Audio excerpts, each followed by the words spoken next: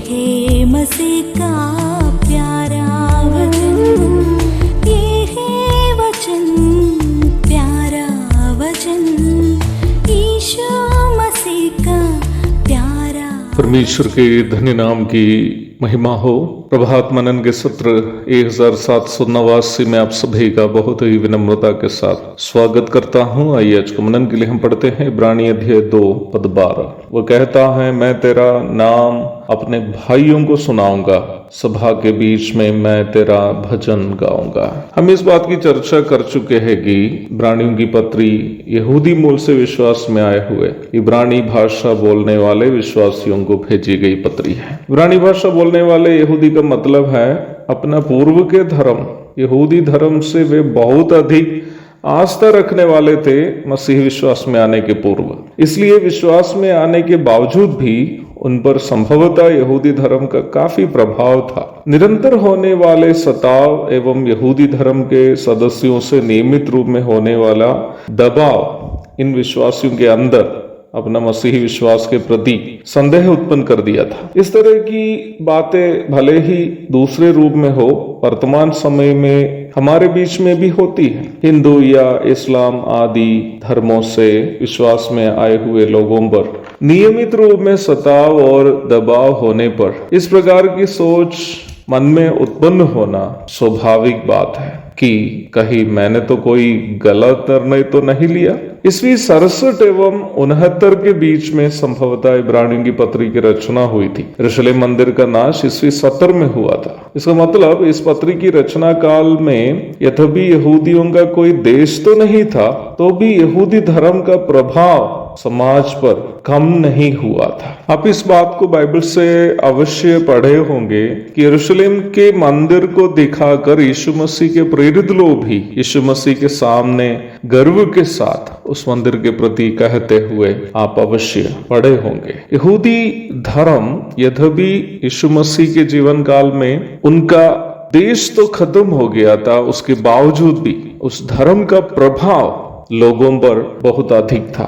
यीशु मसीह को निर्दोष पाया जाने के बावजूद भी रोमी राज्यपाल पिलातुस यदि यीशु मसीह को क्रूस पर चढ़ाने की यहूदियों की मांग को स्वीकार किया हो, तो उसकी वजह रोमी शासनकाल के दरमियान भी उस साम्राज्य पर यहूदियों का प्रभाव था। मत्ती अध्याय 27 पद 15 से 24 तक, यूहन्ना अध्याय 19 पद 4 से 16 आदि पदों को पढ़िएगा। हम इस बात से अनजान नहीं है कि प्रभु यीशु मसीह का जीवन एक गरीब के समान जीवन था। वो बढ़ई के पुत्र तथा बढ़ई के रूप में अपना समाज में जाना जाता था। मत्ती 13 की 55, मरकुस 6 की 3। उस जमाने की परिप्रेक्ष्य में यदि बोलूं तो इब्रानी विश्वासी लोग प्रभावशाली यहूदी धर्म को छोड़कर क्रूस पर एक श्रापित के रूप में मरे हुए यीशु मसीह को प्रभु जानकर चलने वाले लोग थे। आप ये अंदाजा लगा सकते हैं कि उन विश्वासी लोग समाज के अन्य लोगों के द्वारा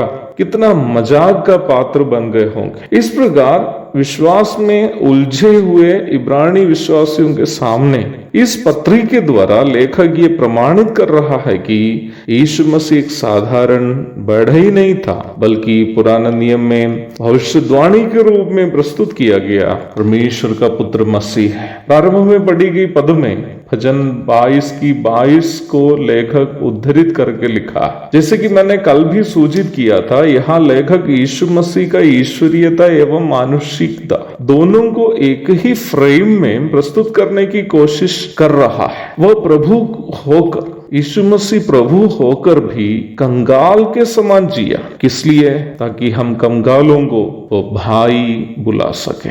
हमारे साथ तादात्म्यता प्राप्त करते हुए उन्होंने एक जीवन बिताया, ताकि हम जो उनकी सृष्टि है और पाप से प्रदूषित शरीर में वास कर रहे हैं, हमें वो भाई बुला सके।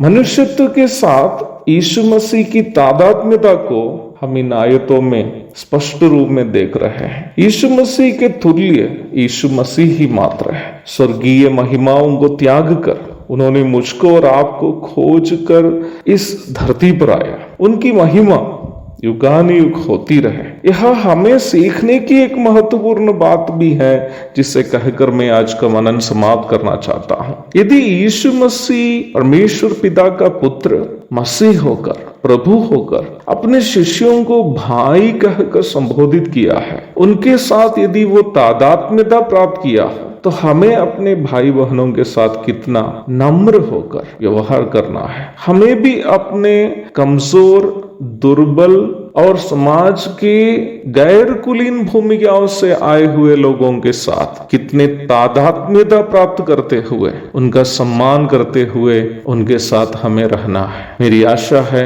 यीशु मसीह का यह स्वभाव, हमारे साथ तादात्म्यता प्राप्त करने की उनकी इच्छा, उनका स्वभाव हमें भी नम्र बनने और हमारे भाई बहनों के साथ तादात्म्यता के साथ, मेल मिलाप के साथ जीने के लिए अवश्य हमारी प्रेरणा करेगी। एक और शुभ दिन की धन्य कामनाओं के साथ आज का मनन मैं यहाँ समाप्त करता हूँ। प्रभु आप सबको आशीष दे। आमीन।